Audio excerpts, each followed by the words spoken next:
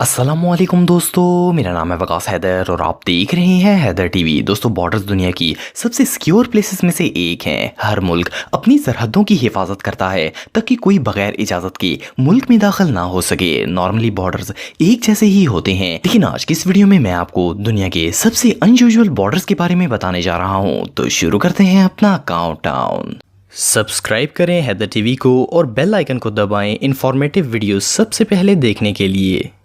Number 8, the Korean DMZ। दोस्तों, आमतौर पर जब किसी बॉर्डर को क्रॉस किया जाता है तो वहां अक्सर फेंस लगे होते हैं और आर्म फोर्सेस देखने को मिलती हैं। वो आपको चेक करती हैं और वहां से गुजरने की इजाजत देती हैं। लेकिन ये जो बॉर्डर आप देख रहे हैं, ये दुनिया का सबसे प्रोटेक्टेड और खतरनाक तरीन बॉर्डर है। ये साउथ कोरिया और नॉर्थ कोरिया का बॉर्डर है। इस इलाके में बहुत ही हाई सिक्योरिटी होती है। इसकी वजह यह है कि नॉर्थ कोरिया ने अभी तक साउथ कोरिया के साथ अपनी जंग खत्म नहीं की। यहाँ पर दोनों ममालिक में से किसी की फौज नहीं आ सकती और इसके आगे 4 किलोमीटर के बाद दोनों ममालिक की हदूद शुरू हो जाती है। ये बॉर्डर 1953 में बनाया गया था। इस पूरे एरिया में सिर्फ एक जगह ऐसी है जहां पर दोनों ममालिक के लीडर्स मीटिंग्स कर सकते हैं और ये जगह बिल्कुल इसके मिडल में वाक़या है। इस जगह पर कुछ बिल्डिंग्स बनाई गई हैं जहां पर इनके दरमियान में मुज़ाकरात होते हैं। इन बॉर्डर्स पर आए दिन कोई ना कोई हादसा पेश आता है, क्योंकि इनकी आर्मीज अगर दूर से भी किसी को देख लें तो वो इसे गोली मार देती हैं। इस बॉर्डर को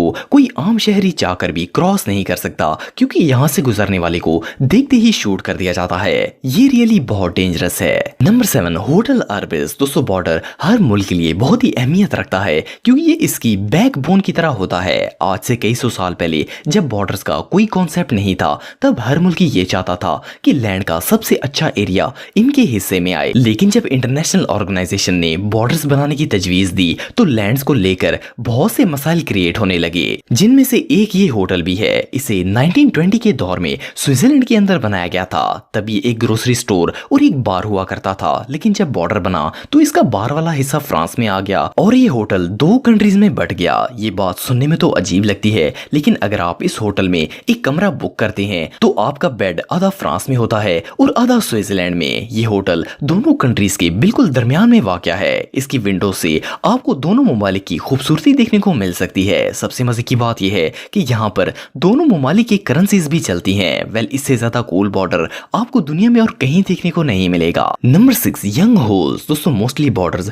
नेचुरल ज्योग्राफी पर बनाए जाते हैं या फिर लॉ मेकर्स मिलकर इन्हें बनाते हैं। ये जो इलाका आप देख रहे हैं, ये ऑस्ट्रिया का एक टाउन है जो कि इसकी रियासत टायरोल में वाक़या है। ये एक छोटा सा एरिया है, पर हैरानगी की बात यह है कि इसको चारों तरफ से जर्मनी ने घेरा हुआ है। असल में इस इलाके की ये अजीबोगरीब सिचुएशन कारोबारी लेन देन के नतीजे में बनी थी। सन 1342 में ऑस्ट्रिया के एक लोकल रेजिडेंट ने जर्मनी की लैंड का एक हिस्सा एक जर्मन से खरीदा था और इसे अपनी स्टेट में शामिल कर लिया था। इसीलिए ये इलाका जर्मनी में होने के बावजूद ऑस्ट्रिया की मलकियत है। यहाँ पर अगर कोई बाई रोड जाना चाहता है तो इसे जर्मनी का बॉर्डर क्रॉस करना पड़ेगा। वैसे तो ये टाउन ऑस्ट्रिया की प्रॉपर्टी है, लेकिन यहाँ पर रहने वाले लोग जर्मन रूल्स को फॉलो करते हैं। इस टाउन में मेल भेजना भी काफी मुश्किल काम है, क्योंकि भेजने वाले को समझ ही नहीं आती कि वो किस मुल्क का पोस्टल कोड यूज करे। सालों से यहाँ के लोग इस अजीबोगरीब कंडीशन का सामना करते चले आ रहे हैं। ये टाउन वाकई में बहुत अनयूजुअल है। नंबर 5, खुंजराब पास। दोस्तों, खुंजराब पास का नाम तो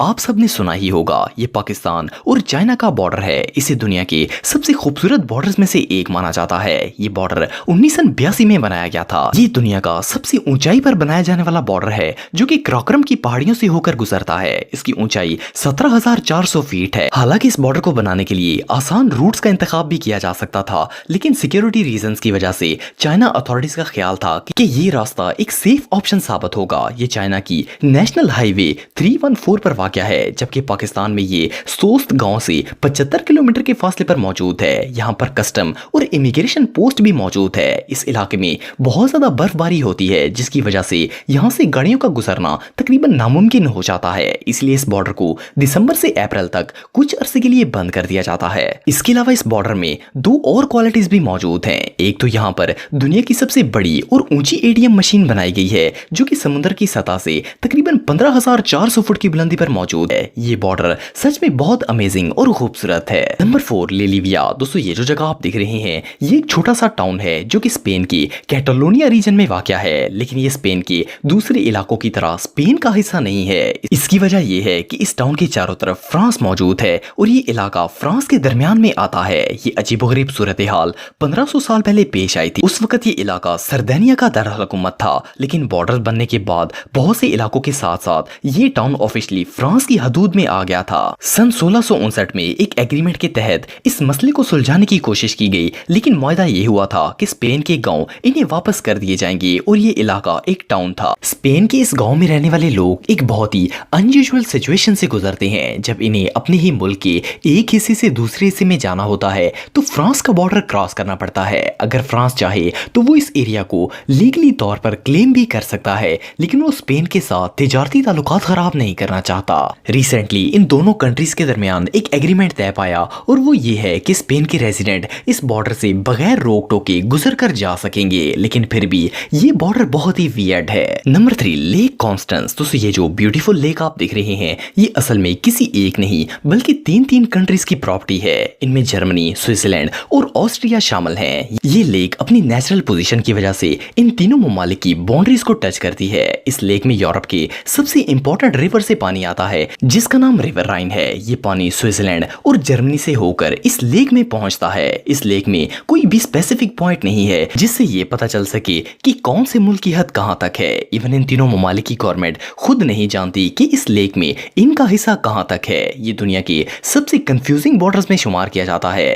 नंबर 2, पेनन दी विलेज। दोस्तों ये जो आइलैंड आप देख रहे हैं ये स्पेन के एक प्रोविंस में मौजूद है जो कि मोरक्को की कोस्ट पर वाक़या है। इस जजीरे पर स्पेन का बॉर्डर है। यहाँ पर स्पेनिश मिलिट्री हर वक्त पहरा देती है। ये जजीरा बहुत ही छोटा है, इसलिए यहाँ की आबादी बहुत ही कम है। इसको दुनिया का सबसे शॉर्टेस्ट बॉर्डर कहा जाता है। ये सिर्फ एक छोटे से पहाड़ पर मुश्तमिल है। स्पेन ने 16वीं सदी में इस पर कब्जा किया था। मोरक्कन्स ने इस पर काफी सारे एतराजात किए क्योंकि ये जजीरा इनकी कोस्ट की हदूद में आता था। इन्होंने इस पर काफी अरसा प्रोटेस्ट किया लेकिन कोई फायदा ना हुआ। इवन कि रिसेंटली 2012 में भी मोरक्कन्स ने इस जमीन को वापस लेने के लिए बहुत ज्यादा एहतजाज किया, लेकिन ये मसला हल ना हो सका। इस बॉर्डर तक जाने का सिर्फ एक ही रास्ता है और ये रास्ता मोरक्को से होकर गुजरता है। यहाँ पर मिलिट्री सिर्फ हेलीकॉप्टर्स के जरिए आती है। यहाँ पर लैंड के जरिए जाने की इजाजत किसी को नहीं है। हालांकि स्पेन को भी बॉर्डर तक रसाई के लिए बहुत मुश्किलात का सामना करना पड़ता है, लेकिन फिर भी वो ये जजीरा छोड़ने के लिए तैयार नहीं है। ये सच में बहुत अनयूजुअल है।